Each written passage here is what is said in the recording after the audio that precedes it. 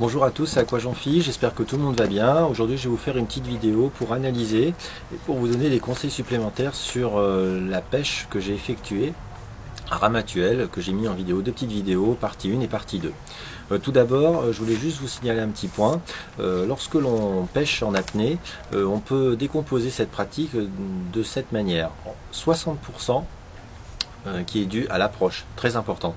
L'approche au niveau du poisson, être calme, ne pas faire trop de bulles, ne pas avoir de mouvements brusques, enfin être le plus discret possible. 30% c'est le tir, ça c'est très important. Et en dernier point, les 10% restants, j'appelle ça plutôt le hasard ou la chance. Parce que combien de fois on plonge dans des eaux profondes certaines fois et puis on ne trouve pas de poisson, et puis lorsque l'on se rapproche près du bord, on en a marre, on veut sortir, et bien là, comme par hasard, dans 2 ou 3 mètres de profondeur, on a le fameux gros poisson que l'on cherchait dans 10 ou 15 mètres de profondeur. Voilà, ceci étant dit.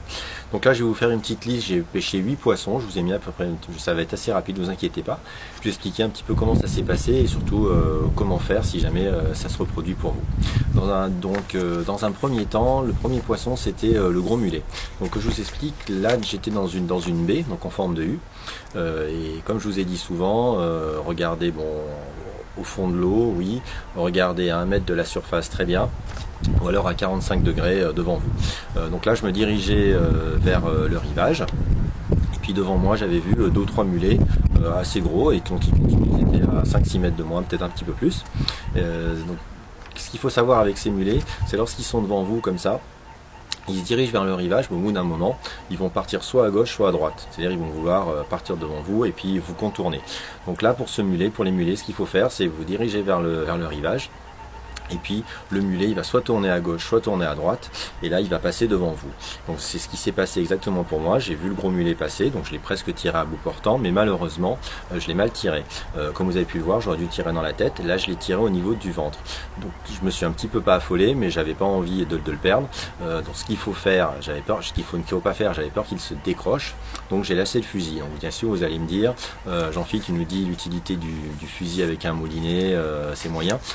D'accord, là je comprends très bien, j'aurais dû pêcher avec un fusil, avec un moulinet, bon c'est assez rare, voilà, j'étais pas très profond, donc je me suis permis de lâcher le fusil pour fatiguer le poisson, parce que si j'avais tenu le fusil dans la main, et que j'avais voulu tirer, je pense qu'au niveau de sa chair de ce poisson, il se serait débattu, ça se serait déchiré et je l'aurais perdu.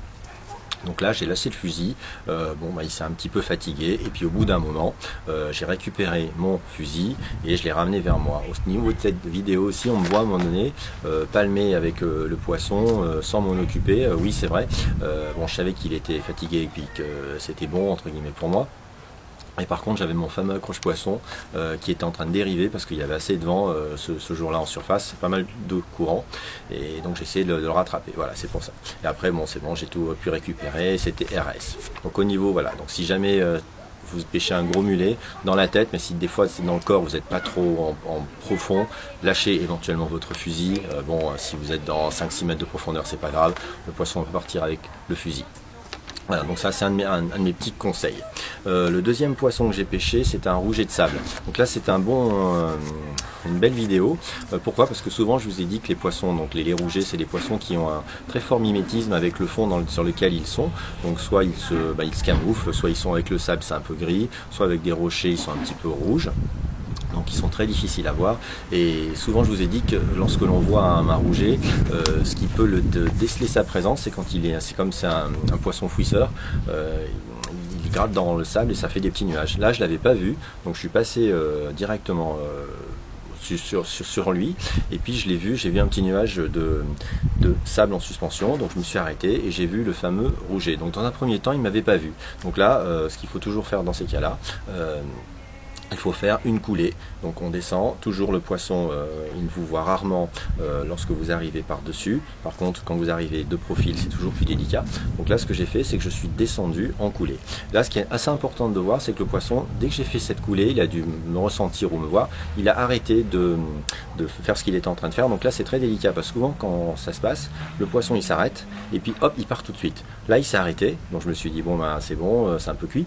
Et il a pris une posture, comme j'appelle ça, en virgule. Je ne sais pas si vous avez vu avec au niveau de sa queue. en virgule. Et quand il prend cette façon d'être, ça c'est pour partir beaucoup plus vite. Donc quand le poisson a cette position, c'est que vous avez peut-être même pas une petite seconde pour essayer de le tirer. Sinon c'est trop tard. Donc là je suis descendu avec un petit peu de chance, juste avant qu'il parte, j'ai tiré dans la tête, c'était imparable. Donc par le dessus, impeccable. Après le troisième poisson, c'était un rouget de roche assez gros. Là, il m'avait vu ce poisson, donc il s'était posé sur un gros rocher. Donc là, ce que je ne voulais pas faire surtout, c'est ne pas abîmer la pointe de mon fusil. Donc j'étais obligé de le pêcher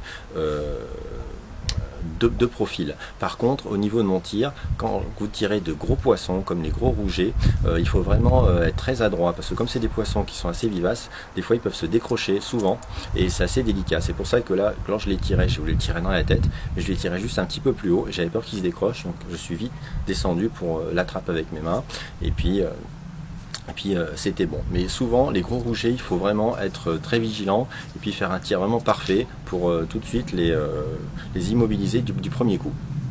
Parce qu'après ils bougent et ils peuvent se décrocher ou ils se déchirent, ils se décrochent complètement et vous les perdez.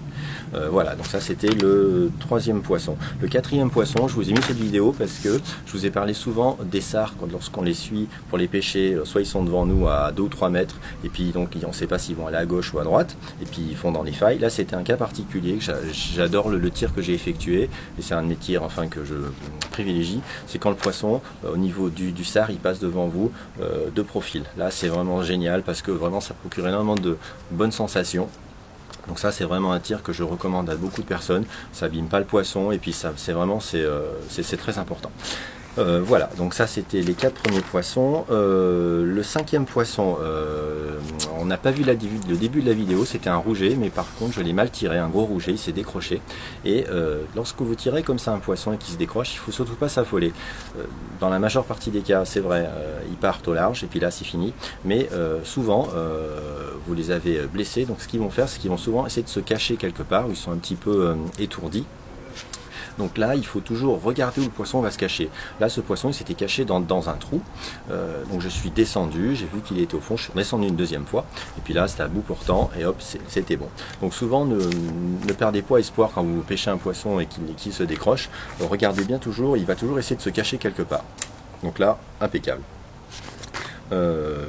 Après j'ai pêché un petit rouget aussi qui était sur un rocher, comme à peu près le gros rouget, mais c'est pas tout à fait pareil. Là je ne pouvais pas faire autrement, comme il était sur un rocher, je voulais pas abîmer ma flèche en faisant une coulée, en les tirant directement par le dessus, donc j'ai préféré tirer de profil. Donc là c'était bon, impeccable. Enfin il y avait, ah oui, le fameux, il y avait un autre gros rouget que j'ai pêché aussi, c'était un rouget, mais lui il m'avait vu et il a été se cacher au niveau des armées de Posidonie. Vous avez vu, il y a comme des petites algues au fond, donc là ils aiment bien toujours se cacher là, et comme je savais que le fond c'était un petit peu avec un peu de sable, donc là j'ai préféré faire une coulée et je me suis approché tout doucement et je lui ai tiré dans la tête. Donc là c'était imparable, c'est ce qu'il faut faire dans la majeure partie des cas. Dernière petite vidéo que je vous ai mis en ligne, c'est le marbre. Donc le marbre, je ne sais pas si vous avez vu à la fin, il a une petite encoche à l'arrière de la tête. Pourquoi? Parce que c'est le fameux coup de doigt que j'ai eu sur ce poisson. Je l'ai tiré une première fois, je l'avais en ligne de mire et puis au dernier moment, j'ai levé la crosse de mon fusil et la flèche est passée juste à ce niveau et le poisson s'est décroché. Donc là, comme je vous l'ai dit précédemment, donc je ne me suis pas affolé, j'ai regardé un petit peu où il allait. Bon, j'ai eu la chance, il n'est pas parti au large directement, il était un petit peu sonné, donc il a été se réfugier sur où il y avait 2 ou 3 petits rochers si je me souviens, et là je l'ai attrapé, je suis descendu, il est passé devant moi de profil et là, après c'était imparable. Donc voilà. Ça c'est très important, je vous ai dit à peu près ce qu'il en était. Je voulais aussi vous dire que voilà, donc il y a beaucoup de personnes qui m'ont demandé pourquoi je ne tuais pas les poissons pour abréger leur souffrance. Je le fais, mais souvent les vidéos que je réalise, je les coupe au montage et je monte pas cette partie, c'est un petit peu barbare, mais vous inquiétez pas, je les fais pas souffrir dans l'eau comme ça, c'est pas mon intérêt, puis c'est pas mon but. Hein, voilà, donc je veux bien que ce soit bien clair entre nous. J'ai beaucoup de personnes aussi m'ont demandé pourquoi je n'en ai pas fait de page Facebook. Donc ça y est, j'en ai fait une, mais rassurez-vous, je reste fidèle à YouTube. Toutes mes vidéos, je vais continuer de les mettre sur YouTube. Facebook, ça va m'aider, ça va nous aider à que plus de personnes nous regardent. c'est un peu le but. Donc je vais juste mettre les liens des vidéos qui sont sur YouTube, sur Facebook. Voilà, bon, répondre de temps en temps aux commentaires qu'il y aura sur Facebook, mais je reste fidèle à YouTube. Ne vous inquiétez pas, c'est la chaîne qu'on a commencé, je pense que c'est la chaîne qui continuera avec moi, je l'espère, et avec vous surtout. Voilà, ça c'est important, et puis voilà, je pense que j'ai fait le tour.